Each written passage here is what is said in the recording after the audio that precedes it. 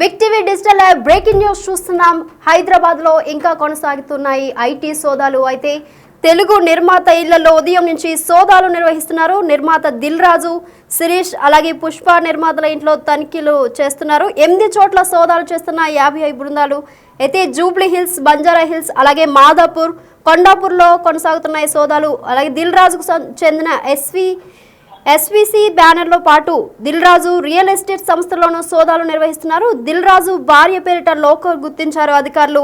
అయితే locker open చేసేందుకు bank తీసుకెళ్లారు అధికారులు. మైత్రి మూవీ మేకర్స్ అలాగే మ్యాంగో సంస్థల్లో కొనసాగుతున్నాయి సోదాలు. సంక్రాంతి సినిమాల పెట్టుబడులు వచ్చిన ఆదాయంపైనే ఆరా తీస్తున్నారు. అయితే దీనికి సంబంధించి మరింత సమాచారం మా ప్రతినిధి రానా లైవ్ లో అందిస్తారు. రానా, చెప్పండి, దిల్ రాజు భార్యను ఏ బ్యాంకు తీసుకెళ్లారు? అక్కడ లాకర్ ఓపెన్ చేయించారా? దాదాపు 55 వెహికల్స్ లో ఐటీ అధికారులు చేరుకున్నారు. ఇప్పటికే దిల్ రాజు వైఫ్ అయినటువంటి ఆమెను కూడా బ్యాంకుకి తీసుకెళ్లారు. అక్కడ లాకర్స్ ఓపెన్ చేసే అవకాశం ఉన్నట్టుగా మనకు సమాచారం అవుతుంది. మరో 5 నిమిషాల్లో కూడా వారు బ్యాంకుకి చేరుకోబోతున్నారు. అయితే ఉదయం దాదాపు 7 గంటలు అవుతుంది. ఇప్పుడు 7 గంటల పాటు ఏకతాటిగా సాగినటువంటి ఈ రైడ్స్ లో పలు కీలకమైనటువంటి డాక్యుమెంట్స్ అనేది అధికారులు స్వాధీనం చేసుకున్నట్టుగా మనకు సమాచారం అవుతుంది. ముఖ్యంగా పుష్ప 2 సంబంధించినటువంటి వ్యయం ఎంత అయింది? దాదాపు 1850 కోట్ల రూపాయల పైనే వసూలు రాబట్టింది. కాబట్టి ప్రపంచవ్యాప్తంగా దానికి సంబంధించినటువంటి పూర్తి స్థాయి డాక్యుమెంట్స్ అంతా కూడా అడుగుతున్నట్టుగా మనకు తెలుస్తుంది. దానితో పాటు ఓటీటీ సంబంధించినటువంటి రైట్స్ పెద్ద ఎత్తున కూడా వాళ్ళు అమ్మారు. కాబట్టి శాటిలైట్ రైట్స్ కూడా పెద్ద ఎత్తున కూడా అమ్మారు. కాబట్టి వాటికి సంబంధించినటువంటి ఒప్పందాలు ఏ రకంగా ఎంతవరకు అమౌంట్ మీరు ఒప్పందం చేసుకున్నారనే అంశం పైన దానికి సంబంధించిన డాక్యుమెంట్స్ కూడా అడిగినట్టుగా మనకు సమాచారం అవుతుంది. సో అవన్నీ కూడా పరిశీలన చేస్తున్నారు. సో మరోపక్క ఈ పుష్ప 2కి సంబంధించినటువంటి అంశంలో అక్కడ కూడా పెద్ద ఎత్తున కూడా ఈ సోదాలు అనేది జరుగుతున్నాయి. నవీన్ ఎర్నేని కానీ అలాగే రవిశంకర్ కానీ CEO చెర్రీ కానీ వాళ్ళలో కూడా ఇప్పుడు సోదాలు జరుగుతున్నటువంటి నేపథ్యం. కాబట్టి ఎందుకంటే పుష్ప 2 పాన్ ఇండియా సినిమాకి వచ్చింది కాబట్టి దానికి వచ్చినటువంటి కలెక్షన్స్ చూసుకుంటే, ఎందుకంటే ఇరు తెలుగు రాష్ట్రాలకు సంబంధించిన ముఖ్యమంత్రి కూడా టికెట్ రేట్లు కూడా భారీగా పెంచారు. 3 రోజుల్లో కూడా చాలా పెద్ద ఎత్తున కూడా కలెక్షన్స్ వచ్చినటువంటి నేపథ్యంలో వాటికి సంబంధించిన డీటెయిల్స్ అంతా కూడా తీసుకున్నట్టుగా మనకు సమాచారం అవుతుంది. మరోవైపు దిల్ రాజు సంబంధించిన విషయంలో గేమ్ చేంజర్ సంబంధించిన అంశంలో ఎక్కువగా ఫోకస్ పెట్టినట్టుగా మనకు సమాచారం అవుతుంది. ఎందుకంటే రిలీజ్ అయినటువంటి 3 రోజుల్లోనూ భారీ కలెక్షన్స్ కూడా అది రాబట్టింది. కాబట్టి తర్వాత ఆ సినిమాకి సంబంధించిన మిక్స్డ్ టాక్ వచ్చినప్పటికీ కానీ ఇటు నార్త్లోనే పెద్దగా కలెక్షన్ లేప్పటికీ ఇరు తెలుగు రాష్ట్రాల్లో మాత్రం భారీ స్థాయిలో కలెక్ట్ చేసినట్టుగా మనకు సమాచారం అవుతుంది. దాంతోపాటు దానికి కూడా డిజిటల్ ఓటీటీకి కూడా అత్యంత భారీ ధరకు కూడా అది అమ్ముడుపోయినట్టుగా తెలుస్తున్నటువంటి నేపథ్యంలో దానికి సంబంధించిన డీటెయిల్స్ కూడా తీసుకున్నట్టుగా మనకు సమాచారం ఉంది. దాని తగ్గట్టుగానే దిల్ రాజు వైఫ్ని ఇవాళ బ్యాంకుకి తీసుకెళ్లారు.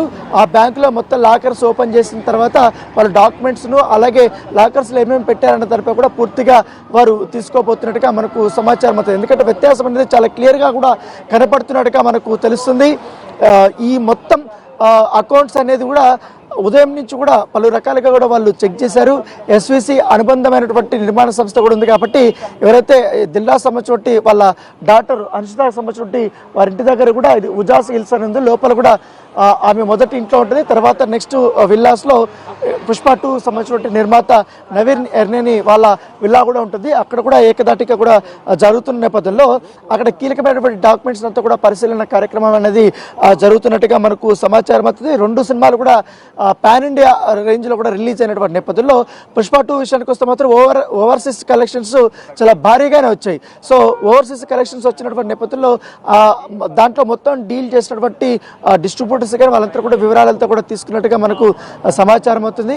దాంతోపాటు నవీన్ ఎర్నేనికి బెస్ట్ ఫ్రెండ్గా ఉన్నటువంటి మ్యాంగో సంబంధించిన అధినేత ఆయన ఆఫీసులో ఇంట్లో కూడా సోదాలు చేస్తున్నట్టుగా మనకు తెలుస్తుంది. సో మరోవైపు ఇటు కార్తికేయ 2 కానీ అలాగే కాశ్మీరీ ఫైల్స్ సినిమా తీసినటువంటి నిర్మాత అభిషేక్ అగర్వాల్ ఇంటి దగ్గర కూడా ఆఫీసులో కూడా ఐటీ రైడ్స్ జరుగుతున్నట్టుగా మనకు సమాచారంతో ఉదయం అయితే అధికారులు అక్కడికి వెళ్ళారు. అయితే ఇంకా అక్కడ జరుగుతున్నా లేదనేది కూడా చిన్న క్లారిటీ అనేది తెలుసుకోవాల్సినటువంటి అవసరం ఉంది. సో దిల్ రాజు సంబంధించినటువంటి వారి కుటుంబ సభ్యుల ఇళ్లను అలాగే పుష్ప 2 సంబంధించిన మొత్తం కుటుంబ సభ్యులు వారి ఆఫీసులను ఏకతాటిగా అయితే ఈ రైడ్స్ అనేది కొనసాగుతూనే ఉన్నాయి. సో రానా, దీంట్లో రాజకీయ ప్రమేయం ఏమైనా ఉందనుకోవచ్చా?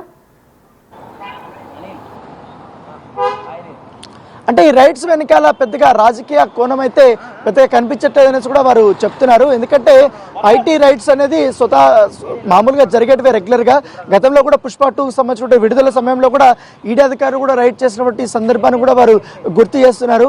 ఎందుకంటే పుష్ప 2 సినిమా అనేది చాలా భారీ స్థాయిలో కూడా అది వసూలు సాధించింది.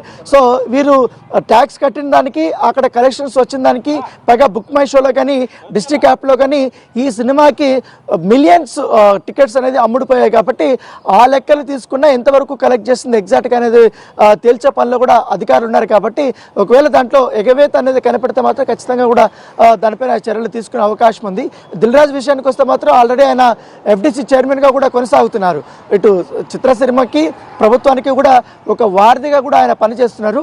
ఆయన రిలీజ్ చేసిన 2 సినిమాలు కూడా అత్యంత భారీ హిట్లు అయ్యాయి. ముఖ్యంగా సంక్రాంతికి వస్తున్నాము, ఇప్పటికే 200 కోట్ల రూపాయల వరకు కూడా వరల్డ్ వైడ్ కలెక్షన్స్ కూడా రాబట్టింది. ఇవాళ అఫీషియల్గా శనివారం కానీ ఆదివారం కానీ కలెక్షన్స్ వర్షం అనేది కురిసినటువంటి పరిస్థితి. సో ఆ సినిమాకి అత్యంత తక్కువ బడ్జెట్ పెట్టినప్పటికీ కానీ కేవలం 50 కోట్ల రూపాయల వరకు బడ్జెట్ అయింది. దాని వసూలు మాత్రం 200 కోట్ల రూపాయలను పెరిగిపోయినటువంటి నేపథ్యంలో దానికి సంబంధించిన డీటెయిల్స్ అంతా అడుగుతున్నట్టుగా మనకు సమాచారం అవుతుంది. డిస్ట్రిబ్యూటర్స్కి ఎంతగా అమ్మారు ఏంటనే దానిపై కూడా మొత్తం రేషియోలు కూడా ఒకసారి తెప్పించుకున్నట్టుగా మనకు సమాచారం అవుతుంది. మెయిన్ గేమ్ చేంజర్స్ సంక్రాంతికి వస్తున్నాం, పుష్ప 2 వీటి మీదనే కాన్సన్ట్రేట్ చేశారు. కాబట్టి ఐటీ అధికారులు దానికి సంబంధించినటువంటి రైట్స్ ఇప్పుడు కొనసాగుతూనే ఉన్నాయి. Right Rana, thank you. So ప్రముఖ నిర్మాత దిల్ రాజు ఇంట్లో, ఆఫీస్లో ఆయన సోదరుడు శిరీష్ ఇంట్లో, అలాగే కూతురు హన్షితారెడ్డి ఇంట్లో, ఇతర బంధువుల ఇంట్లో ఏకకాలంలో ఐటీ సోదాలు ఇష్యూ హాట్ టాపిక్ అవుతుంది ఇప్పుడు. అయితే నేడు తెల్లవారుజాము నుంచే ఐటీ సోదాలు మొదలైనట్టు సమాచారం అందుతుంది. దిల్ రాజు బ్యానర్లో రూపొందిన గేమ్ చేంజర్, అలాగే సంక్రాంతికి వస్తున్నాం సినిమాలు సంక్రాంతికి విడుదలైన విషయం మనందరికీ తెలిసిందే. అయితే Tollywood star producer Dil Raju ఇంట్లో, ఆయన production house Shri Venkateswara creations ఆఫీస్లో ఆయన సోదరుడు శిరీష్ ఇంట్లో, కూతురు హన్సితారెడ్డి ఇంట్లో, ఇంకా పలువురు బంధువుల ఇళ్లలో ఐటీ సోదాలు టాలీవుడ్లో హాట్ టాపిక్ అవుతున్నాయి. దిల్ రాజు బ్యానర్ నుంచి రామ్ చరణ్ హీరోగా నటించిన గేమ్ చేంజర్, అలాగే వెంకటేష్ హీరోగా నటించిన సంక్రాంతికి వస్తున్నాం సినిమాలు ఈ సంక్రాంతికి విడుదలయ్యాయి. ఆ 2 సినిమాల లావాదేవీల గురించి ప్రస్తుతం ఈ ఐటీ రైడ్ జరుగుతూ ఉంటుంది అంటూ ఇండస్ట్రీ వర్గాల్లో చర్చ జరుగుతుంది. అయితే గేమ్ చేంజర్ కారణంగా దిల్ రాజు భారీ నష్టాలను చవిచూశాడని వార్తలు కూడా వస్తున్నాయి. అయితే మరోవైపు సంక్రాంతికి వస్తున్నాం సినిమా బాక్స్ ఆఫీస్ వద్ద భారీ విజయాన్ని సొంతం చేసుకుని ఇప్పటికే 115 కోట్ల షేర్ రాబట్టిందని తెలుస్తుంది. అయితే కనుక ఆ మొత్తం లెక్కలను దిల్ రాజు కాంపౌండ్లో ఐటీ అధికారులు తేల్చే పనిలో ఉన్నారని ఇండస్ట్రీ వర్గాల్లో కూడా టాక్ వినిపిస్తుంది. అయితే గతంలోనూ సినిమా నిర్మాతల ఇళ్లలో ఐటీ సోదాలు జరిగాయి.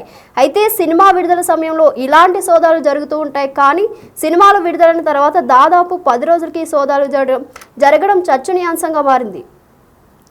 సో ఇప్పటి వరకు ఐటీ రైట్స్కి సంబంధించి ఎలాంటి అధికారిక ప్రకటన వెలువడలేదు. ఒకేసారి మొత్తం 8 చోట్ల ఐటీ అధికారులు సోదాలు జరుపుతున్నారు.